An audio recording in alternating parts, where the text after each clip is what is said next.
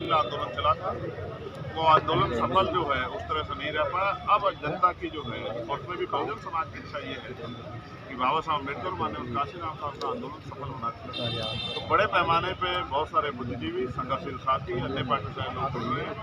मैं उनका स्वागत करता हूँ और मैं उनको विश्वास दिलाता हूँ कि हम सब लोग मिलकर महापुरुषों की इस कारवां को आगे बढ़ाने का काम करेंगे और मंजिल को जाने का। बहराइच की घटना मैंने इस पर अपनी बात रखी है कि बहुत जो है संयोग से, पूरे सहयोग से वो दुखदाई है, मगर इसके लिए जो कानून व्यवस्था जिस पर लगातार सवाल उठ रहे हैं, आप समझिए अभी लखीमपुर खीरी में एक विधायक को सरेआम थप्पड़बाजी करती है और कोई एफआईआर नहीं। दूसरा 4 लोगों की सरेआम, जिनमें 2 बच्चियां थी, गोली मारकर जो है सरेआम हत्या कर दी गई शाम के 7 बजे। और लखनऊ में पुलिस के द्वारा जो है अमन नाम के एक शेड्यूल कास्ट के बच्चे की हत्या कर दी गई। जब इस तरह के अपराध की घटनाएं बढ़ेंगी तो अपराधियों के हौसले बढ़ेंगे। जिस शख्स की जान गई, शायद उनका नाम गोपाल, मुझे उनके परिवार के प्रति मेरी संवेदनाएं हैं।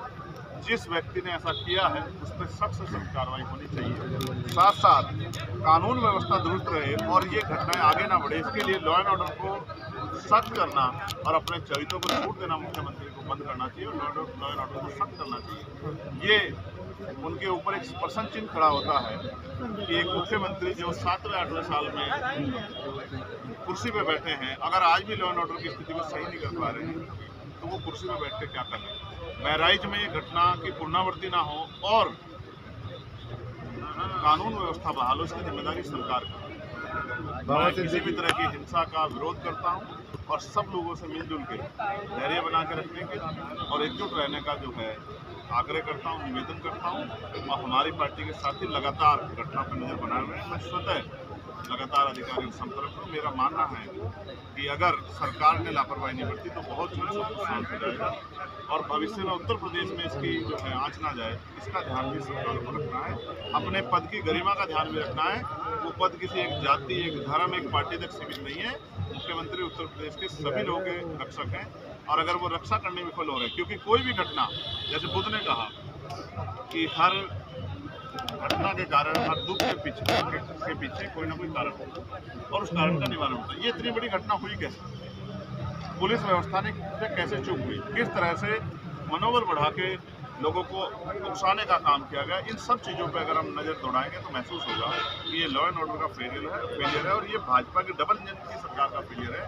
इसका जवाब जो है सरकार को देना चाहिए और उम्मीद से, जितनी उम्मीद थी उससे कम जो है खरे उतर पा रहे हैं उत्तर प्रदेश के मुख्यमंत्री। इस बात को केंद्र को भी ध्यान देना चाहिए। मुंबई में भी गोली मारकर जो है हत्या कर दी गई है। क्या मानते हैं? अब आप देखिए कि एक बड़ी घटना हुई है, हो सकता है किसी दूसरी घटना से ध्यान हटाने का भी एक तरीका हो। कई चीज़ों को, मैंने कहा ना, हर घटना के पीछे कोई ना कोई कारण होता है और मैं तो खुद वो शख्स हूँ जिसने गोली खाई है।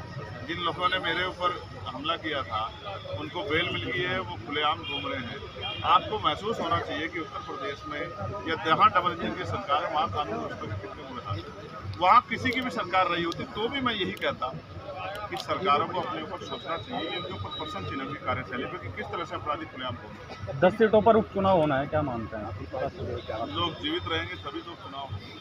बहराइच में क्या आप जिस तरह का माहौल है, महाराष्ट्र में चुनाव है, हम सब लोगों को वहाँ जाना है, अपनी पार्टी का काम आगे बढ़ाना है। क्या ऐसे माहौल में चुनाव संभव मानते हैं? क्या ऐसे माहौल में चुनाव स्वस्थ माहौल के साथ हो सकते हैं? तो जो सरकारें नेताओं को सुरक्षा नहीं दे पा रही है, बड़े बड़े उद्योगपतियों को सुरक्षा नहीं दे पा रही है, वो गरीब आदमी की सुरक्षा क्या करेंगे? मेरे जैसे एक किसान के बेटे की, एक प्राइमरी स्कूल के मास्टर की बेटी की सुरक्षा क्या करेंगे? इसलिए मैं कहूँगा कि वहाँ की सरकार को अपने अंदर झांकना चाहिए और सख्त कार्रवाई करनी चाहिए।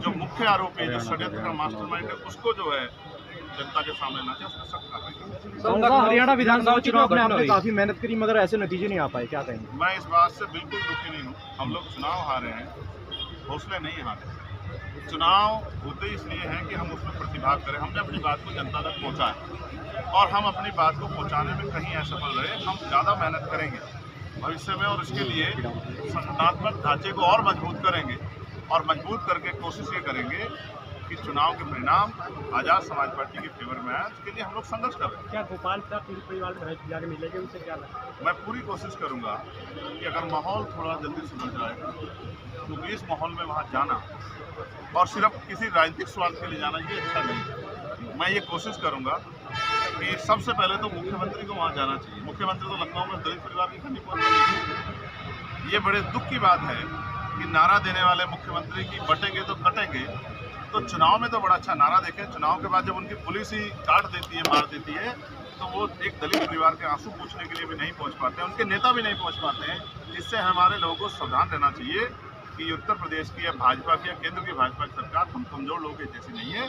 हमें उनसे सावधान रहते हुए अपनी पार्टियों के साथ आगे बढ़ना है। नरसिंह गिरी के बयान को लेकर क्या कहेंगे? लगातार उसको लेकर विरोध हो रहा है, बयानबाजी। किनके बयान? नरसिंह आप लोगों ने तो हाईलाइट करा।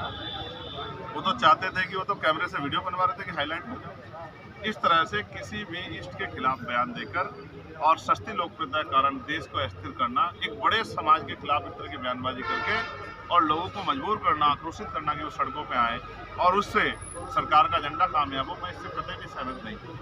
और अगर उन्होंने अपराध किया तो फिर इसलिए उनको जेल जाना पड़ा। भविष्य में अपराध करेंगे तो फिर जेल जाएंगे। सर, लखनऊ की जो घटना हुई उसमें आप किसकी कमी मानते हैं? मैं अपनी कमी मानता हूँ। मैं मुख्यमंत्री नहीं हूँ, इसलिए सब कुछ होगा। मैं मुख्यमंत्री होता हूँ, किसी दलित की, किसी गरीब की जान नहीं ले पाता कोई, किसी बहन बेटी पे जुल्म नहीं कर पाता कोई नौजवान बेरोजगार नहीं घूम रहा होता, किसी भर्ती में घोटाला नहीं होता। और तमाम तरह से जो अन्याय आज हर वर्ग के व्यक्ति को झेलना पड़ रहा है, यह सुरक्षा की भावना नहीं है। जवान इतना अच्छा होता कि रात को 12 बजे भी जैसे हमारे एक नायक हुए हैं जो पेरियार रामानाथ जो स्वामी कहते थे कि रात को 12 बजे भी बेटियां जो है खुलेआम घूम पाती, ऐसा माहौल मिलता है। अब ये मेहनत कर रहे हैं, भविष्य में ये दिन जो है आएंगे और जब ये दिन आएंगे अभी आपने भाषण में कहा है आपको मंत्री पद की मिलने की ऑफर आया है और भी ऑफर आए, तो उसमें क्या कहना है? कौन लोग थे?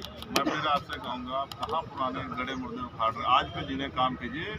मंत्री पद तो आते जाते रहते हैं, बहुत सारे मंत्री आए चले गए, हम तो मिशन के सिपाही हैं। आपको पता है हरियाणा मेरी गाड़ी पे हमला हुआ था, उनका उद्देश्य क्या था? वो चाहते थे कि चंद्रशेखर आजाद को समाज में गाड़ी दे रखी, इसको तोड़ दो तो ये पैदल हो जाएगा। उनको नहीं पता मेरा समाज वो है कि भाई एक नहीं 1000 गाड़ियों की अपील करूंगा तो कल तक 1000 गाड़ियाँ खड़ी होगी। हमारा समाज जो गरीब समाज है, बहुत बहुत स्वाभिमानी समाज, उसने कभी जो है मेरे पैरों को कमजोर नहीं पड़ने दिया। और जब जब मुझे जिस चीज़ की जरूरत हुई उसने वो मुझे उपलब्ध करा के दी। मेरे चुनाव में एक पैसा जुटा के मुझे चुनाव जिताने का काम किया और अपनी मेहनत से चुनाव लड़ने का काम किया। हम स्वाभिमानी समाज में पैदा हुए हैं।